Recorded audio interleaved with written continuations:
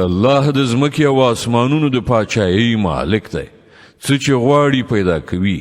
چاته چې خوښه شي نجونې ورکوي، چاته چې خوښه شي هلکان ورکوي، چاته چې خوښه شي هلکان او نجونې ګډ وډ ورکوي، او چاته چې خوښه شي شنډوي.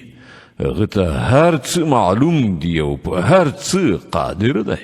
هیڅ بشر دا مقام نه لري چې الله له هغه سره مخامخ خبرې وکړي، یا خود هغه خبرې په وحی یعنی اشارې سره وي، یا د پردې تر شا یا کوم پیغام راوړونکی یعنی پرښتې لیږي، او هغه د هغه په حکم سره هر څه چې هغه غواړي وحی کوي. هغه لوړ او د حکمت خاوند دی. او په همدې ډول ای محمده مونږ یو روح یعنی قرآن تا ته وحی کړی دی. ته هیڅ نه پوهېدلی چې کتاب څه وي او ایمان څه وي، خو هغه قرآن مونږ یې ورنا وګرځوله چې په هغې سره مونږ له خپلو بندګانو نه چې چاته مو خوښه شي لار ښیو.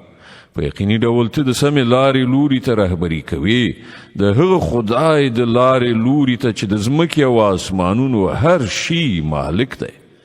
خبردار اوسئ، ټولې چارې د الله خواته ورګرځي.